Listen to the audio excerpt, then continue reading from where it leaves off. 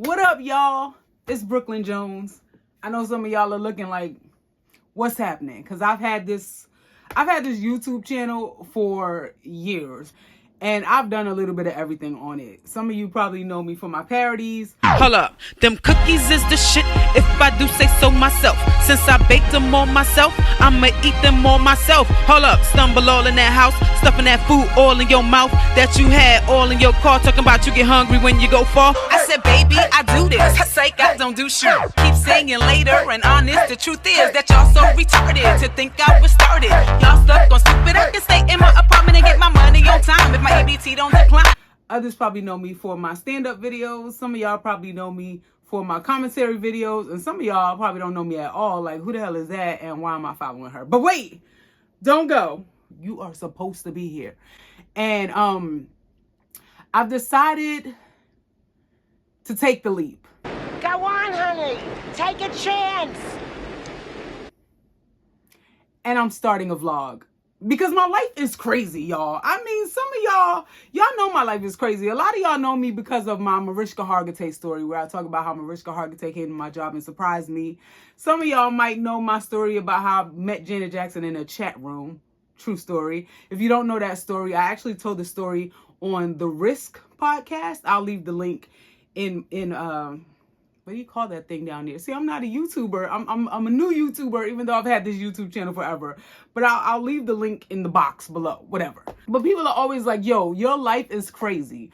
You need to be documenting this. You need the journal. You need the vlog. You need to have a reality show. You need to have cameras following you around so that people can see what's going on. And aside from that, I just really want to document some of the things that go on, because I've had so much crazy stuff happen in my life, good and bad and weird, you know what I'm saying? But I haven't journaled it. And that stops now. So we're in the new technology age of vlogging and social media. So I've decided to do a vlog. My vlog is mostly going to focus on the life of an up-and-coming stand-up comedian, because a lot of you don't know this, but stand-up comedians go through a lot. Like, it seems like a fun job, like, ooh, they're telling jokes and they're just a bunch of clowns just running around, joking around all the time. But you guys don't know the struggles that we as stand-up comedians go through. Some of you might know me from the Flex and Shanice show. I was a regular on the Flex and Shanice show on the Oprah Winfrey Network back in, like, what year was that? Like 2016, something like that. But how I got on the Flex and Shanice show is crazy. So I've known Shanice. Shanice is a singer, Shanice Wilson. She's married to Flex Alexander. Y'all know Shanice for her song, I Love Your Smile. Y'all know Flex flat out for his show, One-on-One. But I've known Shanice since I was a kid. And when I was living in New York, I was living in an apartment in Harlem with roommates. And one of the coldest days of the year, one of my neighbors turned on their air conditioner, turned on their heater too close to the curtains, and it set the daggone curtains on fire and set my apartment building ablaze. So my building went up in flames, y'all. It was a two-sided building. The side I lived on went up in flames. 5 o'clock in the morning, I hear all this yelling and screaming and noise, and it didn't faze me because I lived in New York. And New York is noisy. And I lived in a very ethnic building. So it was always loud music playing, people talking loud. I heard people yelling, fuego, fuego. I didn't know what the hell that meant. But I was like, I wish they'd shut the hell up so I can go back to sleep. And all of a sudden, somebody starts banging on my door. Fuego, fuego. I'm like, what the hell is fuego? And I open the door and they're like, fire. I look out the window, y'all. Across from me, I saw fire just pressed up against the windows, like the windows were engulfed in flames. I was like, oh my God. And then I realized what I was looking at, it wasn't the windows across from me that were on fire. It was actually a reflection of the windows above me that were on fire. So I was like, oh my God, my place is on fire. So I jump up, I run out. I didn't even have on clothes. All I had on was like shorts and a tank top and flip-flops. That's it. So I run out. And when I get out there, I see firemen and this glass falling. It looks like it's raining glass outside the building. So I can't even go out the building. The fireman's like, wait, Don't come out here. It's not safe. Stay inside the building. So when he said stay inside the building, I was like, oh, well, since I got to stay here anyway, I may as well go get some of my stuff. So I ran back in my apartment. I got my laptop. I got a jacket because it was in November. It was cold. So I got a jacket. I put on some pants, shoes, and everything. I got my phone and my wallet, you know, like the basic necessities. And I get to the door and the fireman is there waiting for me. He's like, come out now. And I looked at him, and y'all, it was the smallest fireman I have ever seen in my entire life. Like, this man was about 4'11". And I'm not saying that a short fireman can't save me, but I'm 5 feet 9 inches tall. I'm a pretty tall woman. And I think most women have like a fantasy of being like a damsel in distress, and a sexy big fireman comes to save you and like sweeps you off your feet and takes you out. And this damn little ass fireman shows up to rescue me. I looked at him. I was like, I'll wait for the next one. I treated him like an elevator. I was like, I'll wait for the next one. He was like, ma'am, like, this is not a game. You got to come on. So I was like, all right. So he comes in to rescue me. Y'all, this fireman was so small that I had to bend down to help him to save me. So he took off his like fire coat to cover me, but he was too short to put it over my head. So I had to bend down for him to put the thing over my head. And I'm like bending down, letting this little fireman save me. Thank you, Mr. Fireman, for saving me. I know I'm talking all kinds of shit, but you did help me get out of the fire, and I appreciate you for that. But that had to be like the littlest fireman in history. He looked like a Lego man. I was like, wow, leave it to me to find the smallest fireman in the world to rescue me from a fire. But that fire was crazy because like when something like that is happening, you're kind of in denial. So I just like couldn't believe what was going on. I was like, there's no way this is like serious. It can't be that serious. I didn't realize how serious it was until I saw a fireman coming down the fire escape with an old lady over his shoulder. I was like, yo, this is like TV. This is a real fire. So I'm across the street watching them put the fire out. And it's freezing outside. The freaking news came. I'm like, yo, this is really serious. The news is here. I get a phone call. It's my aunt. She's like, yo, I'm watching the news and it looks like your building's on fire. Is that your building? And I'm like, yes, auntie, that is my building. I'm standing outside watching them put the fire out right now. They're putting the fire out. It's taking a really long time. I'm like, yo, this fire has really gotten out of control. But I'm still in denial. And I remember it was a Thursday. So I'm sitting there like, Scandal comes on tonight. When am I going to be able to go back inside? Like, these guys need to hurry and put this fire out so I can go back inside and watch my daggone show. I literally went up to the fireman and I was like, excuse me, Mr. Fireman, do you know how soon we're going to be able to get back into the apartment? Like, what time? And he's like, ma'am, you're never going to be able to go back into that apartment. The place is done. Like, you'll be lucky if you can go inside and even get some of your stuff. You're talking about what time can I go back into the apartment? I was like, oh, shoot, like, I'm legit homeless right now. Like, it hit me. And I was like, damn, I don't know what I'm going to do. And the Red Cross came talking about they going to help people. The Red Cross, listen, they don't really be helping nobody. I hate to talk smack about the Red Cross, but if they helped you, that's good for you. But they definitely did not help me. You know what the Red Cross did? They gave me a crunchy blanket, some watered down hot chocolate, a $50 Visa gift card, I think, and a 2-night stay at the YMCA. And then they gave me this paper talking about come down and we'll help you find another place to live. So I go down there the next day and I'm like, you know, the Red Cross people told me to come down here and you guys are going to help me find another place to live. And they were like, oh yeah, take this paper down to the welfare office and they're going to help you find a place to live. And I'm like, bro, I thought y'all were going to help me. So I go down to the welfare office and it's like the fire division or the tragic division or whatever. I don't know. But they're like, you need to give me the lease to the apartment. And I'm like, I don't have the lease because I was staying with roommates. The lease is in their name. And these roommates were Dominican, like literally from the Dominican Republic. And whenever it got cold, they would leave and go to the Dominican Republic until it got warm again. And they had just left like 2 weeks before that. And they left for the winter. Like they weren't coming back. And I was like, well, you know, the people who have the lease aren't here. They're in the Dominican Republic. And she's like, well, they need to come back because the only way we're going to help you is if you bring the leaseholders. And I'm like, well, I can't bring them. They're in the Dominican Republic and they're damn sure ain't coming back now because they don't have anything to come back to. Their apartment burned down. And they were like, well, you know what? There's no way we can help you. And I was like, well, what am I supposed to do? Like live on the street? And legit, the lady at the welfare office said, that's up to you. Yeah. That's the social services system in New York. They were like, girl, bye. They were about to have me living on the street. So, of course, I have family in New York. My gracious, beautiful sister Lisa let me stay with her. But I knew I wouldn't be able to stay with my sister because there just wasn't enough room. Like, apartments in New York are not that big unless you ballin', you know what I'm saying? And she had a son. It was her and my nephew. And I'm like, there's really no room for me to be here. So I need to figure out what to do. And this is the crazy thing. I had just lost my job maybe a month before this fire. So I was looking for a new job.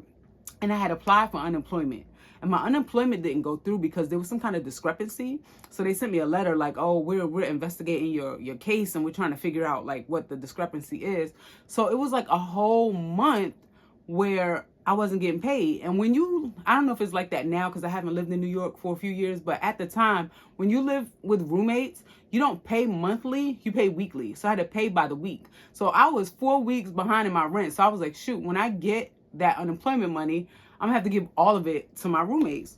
So I was waiting for that unemployment money, and the roommates were like, it's good when you get it, give it to us. And then the apartment burnt down.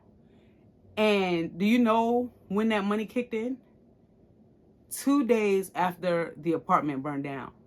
If they had kicked in before that, I would have gave all my money to the roommates and I would have had no money and no place to live. So since it kicked in like 2 days after, my roommates were like, yo, you need to keep that money so you can find a place to live. So that was a blessing in disguise. And it taught me, like, if there's a delay in your life and it's really frustrating, there's a reason for that. Because I would have just gave that money to them. Whatever I had left over, I would have like spent. And I ended up needing that money to figure out what I was going to do with my next phase in life. So I really didn't know what I was going to do. I was at my sister's house. It was around the holidays and my unemployment money kicked in. And thankfully, like, some of my friends who knew that I had a fire, my friends, my family, my mom, aunties, everybody, they helped me. So they chipped in. Everybody was like, yo, here's some money. Do you need some clothes? Do you need some underwear or whatever? So I had my unemployment checks, my money from friends and family. The fire department reached out to me and let me know that it was safe for me to go into my apartment and salvage whatever I could salvage, which wasn't much. So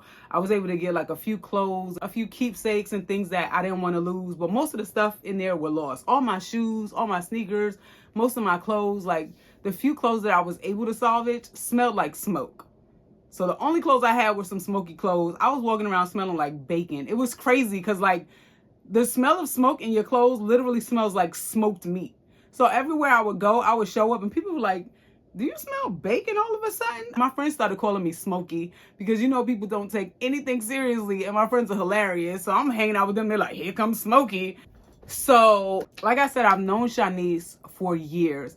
And every year or every year or other year, I would go to Los Angeles and visit Shanice and her family because we're really close. I stay for a couple of weeks, play with the kids or whatever, and then go back home. So when my house burned down, I reached out to Shanice and I was like, yo, Shanice, my apartment burned down. I don't really have anywhere to go. Like, in New York, my family, of course I was welcome to stay with my family members, my aunties, my sister, my mom or whatever. But in New York, like I said, spaces are cramped. There was really no room for me to be in any of my relatives' houses or apartments, and I would have been putting them out and just making the situation uncomfortable. So I was like, I need to figure this out.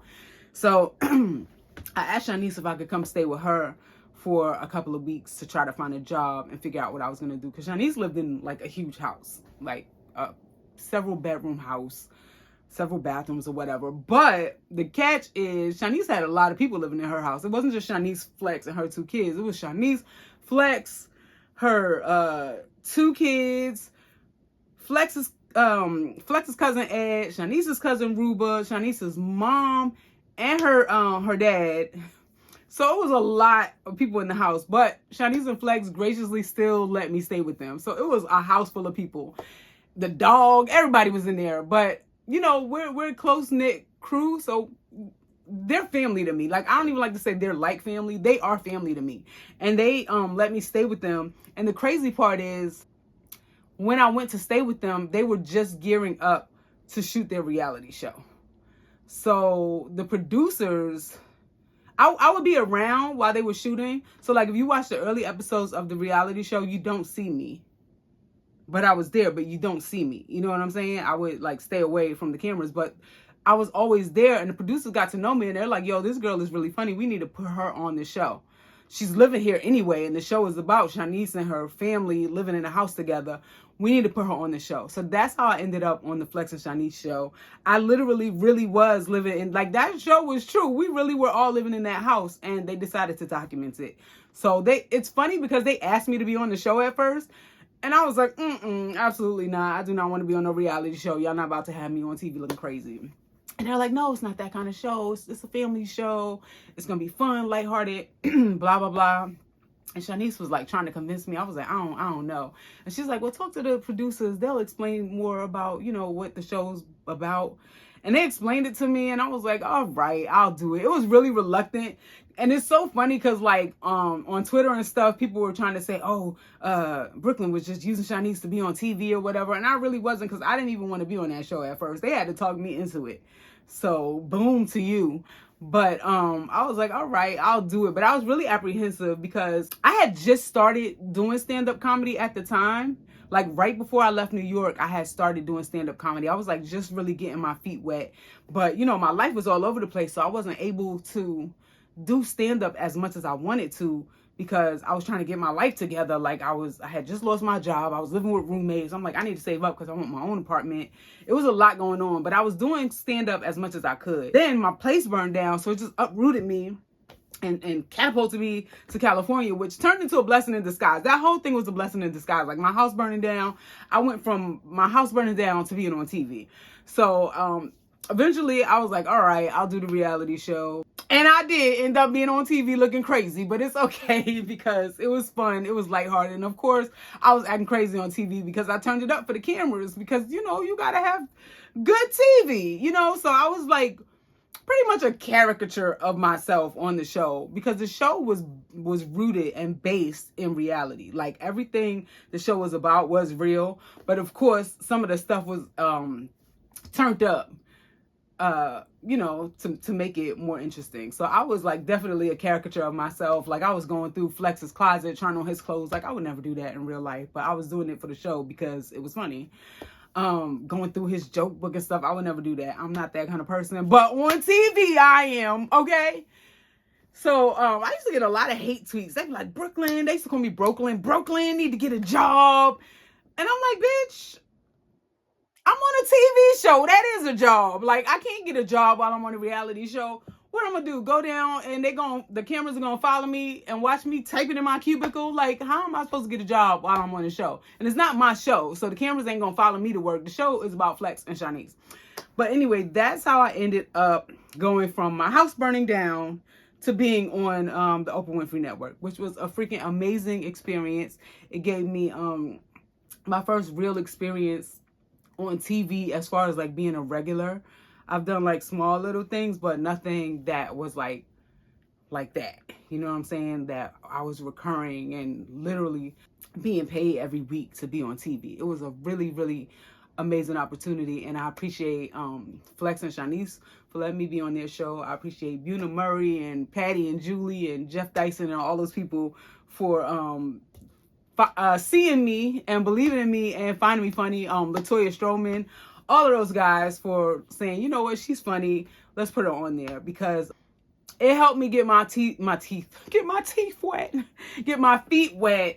in TV. Why did I say my teeth? Speaking of my teeth, yes, I have on braces. I didn't have braces at the time I was on the show. I was just like gap tooth looking crazy. But you know, I'm pursuing a career in entertainment, and you know, aesthetically you got to have it together if you're gonna be like on TV shows, on commercials and stuff. Unless I'm trying to play a crackhead or a meth head, then jacked up teeth work for it, but I'm not trying to play that, you know what I'm saying? So I got braces put on my teeth at this big age, so I just had to address that. Listen, it's never too late to fix your teeth, okay? As long as you got teeth in your mouth, it's never too late to fix them. So I'm encouraging any other old folks out there like me whose teeth may be jacked up or they just don't feel comfortable with their smile. It's okay for you to go ahead and get that done if you need to, if you can afford it, because it's expensive and it takes a lot of maintenance and it's hard. Like, it's a lot. So y'all need to stop making fun of people's teeth. Because teeth ain't cheap, okay? Teeth are expensive. Because people used to make fun of my teeth all the time. And like, they be like, get your teeth fixed. Like, if you don't like my teeth, then give me some money to fix them. Because teeth cost a lot of money, like thousands of dollars, okay? You can't just tell somebody to get their teeth fixed. Like, okay, I'm going to go get my teeth fixed right now just because you said it. Because I didn't know I need my teeth fixed until you said it, you know? But yeah, don't be making fun of people's teeth, because teeth ain't cheap. And a lot of like the aesthetic stuff that you need for your teeth, insurance doesn't pay for that unless you're like in SAG or something like that. I think like SAG might pay for cosmetic dentistry, but you got to pay for it and then they reimburse you. A lot of people can't afford to pay for cosmetic dentistry. And if you're on like government assistance, they don't pay for your teeth to look pretty. They'll give you fillings, you know what I'm saying? They might give you a root canal or pull your teeth out, but they ain't going to give you a Colgate smile. You know what I'm saying? So stop bothering people. But anyway, my teeth are fixed now. So now what, bitch?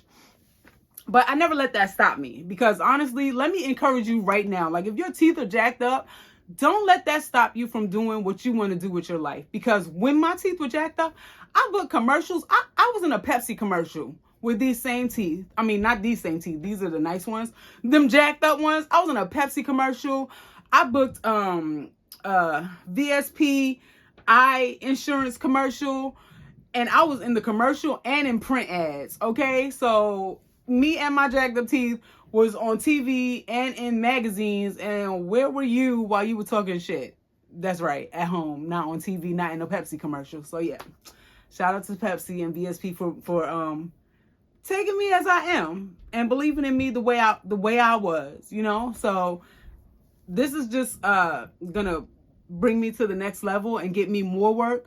But I say all that today to say it didn't stop me from doing what I wanted to do. I still went out there. And you know what else? When my teeth weren't perfect, it never stopped me from smiling. I would smile with my full teeth, cheesing just like this. If you look at old pictures of me, you can look at on my Instagram. Follow my Instagram at It's Brooklyn Jones. But if you look at my Instagram or even my old videos on here, I was cheesing, talking. I never laughed and covered my mouth. I never was ashamed, because I am who I am. I was who I was. You know what I'm saying? And it's like, of course, I wanted to fix my teeth. And I was like, when I'm able to, I will. But that never stopped me from being who I was. It never stopped me from smiling big, from being happy. And the crazy part is, people will always tell me, wow, you have a beautiful smile. And in my mind, I was like, wow, people are telling me that. And I got jacked up teeth. Imagine when I get them fixed. You know what I'm saying? So yeah, whatever kind of issues you have with your appearance, whether your teeth are jacked up, you got a lazy eye, you disabled in some kind of way, you got a bent arm, or you fat, you skinny, you can't see at all, whatever your difference is, don't let that stop you from being what you want to be and doing what you want to do, because there's a place for you. There's a place for you in what you want to do. All you got to do is go out there and get it and be consistent. And that's what I'm doing right now, because I need to be consistent. Because I've been doing comedy for a long time. Because I've been living in LA now for 10 years. Can you believe that? And my comedy career is not where it should be. And it's not all my fault, but it's partly my fault. But I mean, you know, life be lifing. So when I got here, I didn't have my shit together. Like, I needed a place to live. I didn't know how to drive. I didn't really know how to get around. So I was learning a lot when I came out here. I was on the Flex and Shanice show, but I wasn't the star of the show. So that show didn't make me rich. So it's not like I was like balling and I went and bought a house after that show. And I told Shanice and him I was only going to stay there for a couple of weeks. I ended up staying there for a couple of months. So I was like, I got to get out of here. I can't just overstay my welcome in these people's house, no matter how much I love them, no matter how much they love me. So I ended up leaving, staying with another friend for a while until I saved up and got my own place. And I got me like a tiny little efficiency studio. And I really was like, oh shit, I'm somebody. Like, I'm out here in LA. I got my own apartment. It was a tiny box, but it was mine. You know what I'm saying? I got a job at an office, because once the show ended up getting canceled, and I still had to work. I still had to make money and pay my bills. So I got a job in an office because I do have office skills. I know how to do stuff. Like, I ain't no fool. I ain't just out here not knowing how to do stuff. I went to Parsons School of Design, so I know how to do graphic design, but I personally don't feel like I'm a good designer. But going to Parsons School of Design, I learned how to design and I learned what all goes into it. Like, I know about print, I know about web, digital, all of that. So I used to get jobs as a project manager or traffic coordinator in design spaces and creative spaces. I would get a lot of jobs through temp agencies, because one thing I do is if I need work, I'll go out and work. Like, I'm not delusional sitting out here like I ain't gonna get no job, I'm trying to be on TV. No, I'm gonna get a job and I'm gonna work and pay my bills. But one thing I do is I always get my jobs from temp agencies, because I always want temporary jobs and freelance jobs, because I don't want to get stuck in the rat race. I didn't come out here to be a project manager in an office. I came out here to be a comedian, you know, like a stand-up comedian, an actor. That's what we doing out here in LA. So I'm like, I don't want to take like a full-time permanent job and get stuck in that rat race, because it's easy, because it's quick money. You get it every week and you can really get comfortable with that. But I don't want to do that. But I still need to eat, you know. So I used to do a lot of temp jobs, and I still will. Like, when I need money, I'll go find me a job. But it was crazy because I got that job after I was on Flex and Shanice. And I didn't realize how like famous I was. Like, I'm not saying I was famous, but people would recognize me. People were knowing me. Like, I walk down the street, they're like, oh, that's the girl from Flex and Shanice. I mean, one time I was somebody was like, yo, why was Flex yelling at you like that? Don't be letting him yell at you like that. Like, people were like really invested in the show. People would recognize me a lot, especially on the bus. That's the crazy part, being recognized on the bus. You supposed to be famous, but you on the bus. That is like the weirdest feeling. You standing at the bus stop and somebody like, yo, ain't you that girl on that show? And I'm like, oh my God, yes I am. You get on the bus and you got to sit right next to the person, and they're like, so what you doing on the bus? And you like, oh my God, bitch, I'm going somewhere.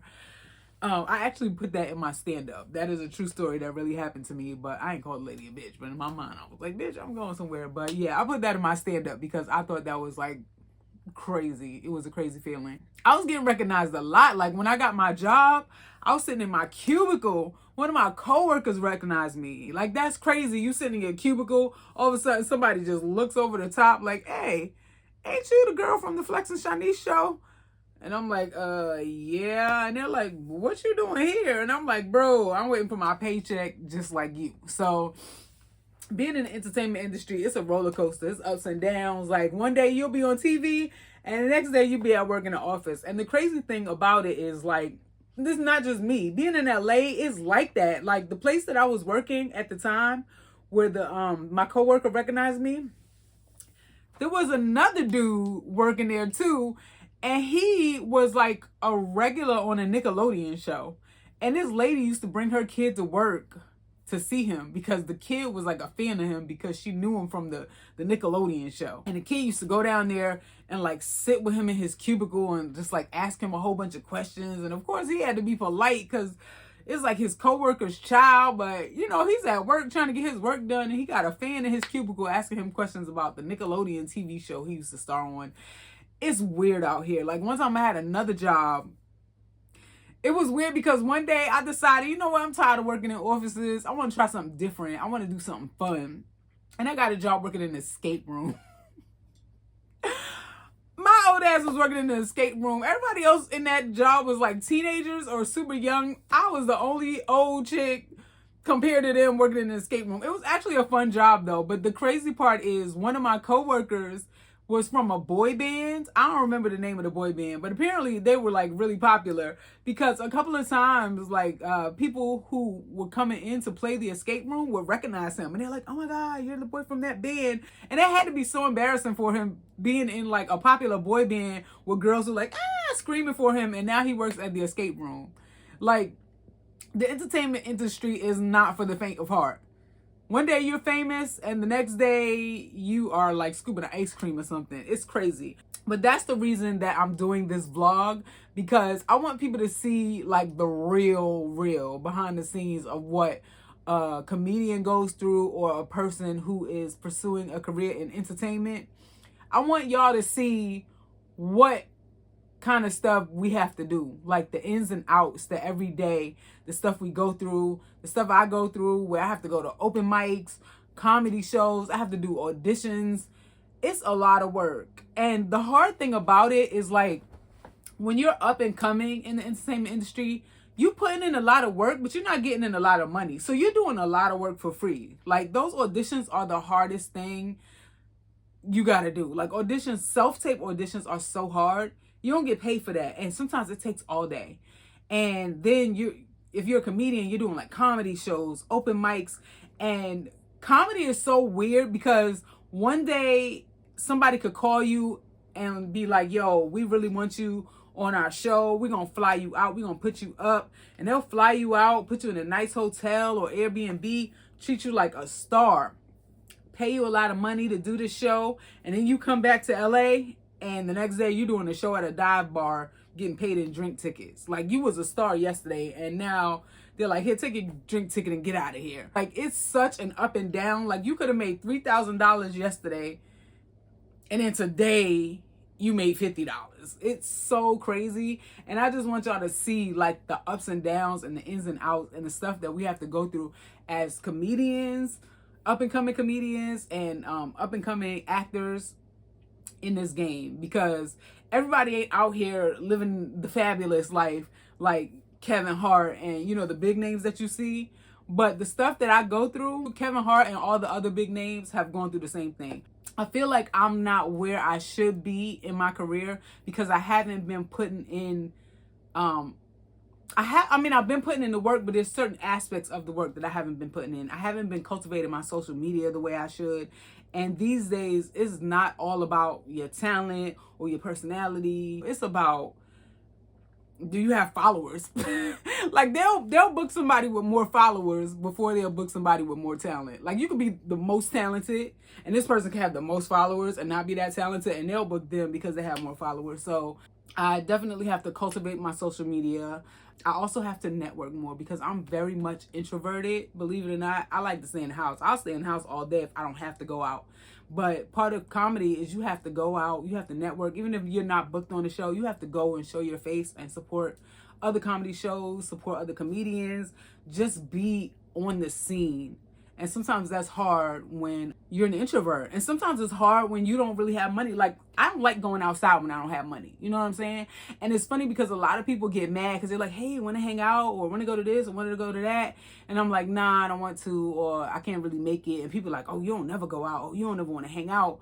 And it's like, you don't always want to tell people why, because it's really none of people's business. Like sometimes just take no for an answer. But you don't want to be like, well, you know, I only got $5 right now. So I'm not trying to go outside with $5. I don't got no gas in my car. You know what I'm saying? Like, it's a roller coaster. Sometimes you could be balling and then other times you crawling. So I just want to keep it real, show the ins and outs of what we go through as aspiring entertainers. And hopefully y'all take the ride with me and see where it goes. Because I'm climbing. I'm on a climb. So y'all going to see me start from the bottom and go up. I don't want to say I'm at the bottom now because I've done some pretty amazing things so far. Like, I'm not at the bottom. I'm not a new comedian. I'm still an up-and-coming comedian, but I've done a lot of things. I've performed in other countries. I've been flown around to other states to perform. I've done cruise ships. Cruise ships are super fun and they pay well. So I hope to do more of those in the near future. I've done TV shows. I've done a lot of pretty dope things. So I don't want to say that I'm at the bottom, but I'm still pretty early in the career. People don't realize, like, comedians, a lot of times you'll see a comedian and all of a sudden they'll just pop and all of a sudden they're just super famous. And you're like, who is this person? He just got famous overnight, or she just got famous overnight. I never heard of them before. And now they're all famous. And you don't realize, like, they've been grinding for the past 10, 15, or even 20 years. And they finally popped. They finally made it. You're just getting familiar with them because now you see their face everywhere, but not realizing that they've been on this ride for decades. So I'm on the ride right now, and a lot of people took the ride in silence, but I'm going to take the ride in plain view, and I hope y'all take the ride with me. So if you like this video, please hit the like button. If you didn't like this video, still hit the like button because I'm trying to build my YouTube channel. Make sure you hit that subscribe because I have a lot to tell y'all. I have a lot to show y'all, and I'm not always just going to be sitting in here talking to the camera, but I'm gonna take y'all with me places. Like when I go to do comedy shows, I'm taking y'all with me. When I go to do open mics, I'm taking y'all with me. When I go to support other people's comedy shows, I'm taking y'all with me. If I go do something crazy, if I'm going to another state, another country, everything I do from now on, I'm gonna document it. So welcome to my journey. Get on this train and enjoy the ride, because it's gonna be crazy.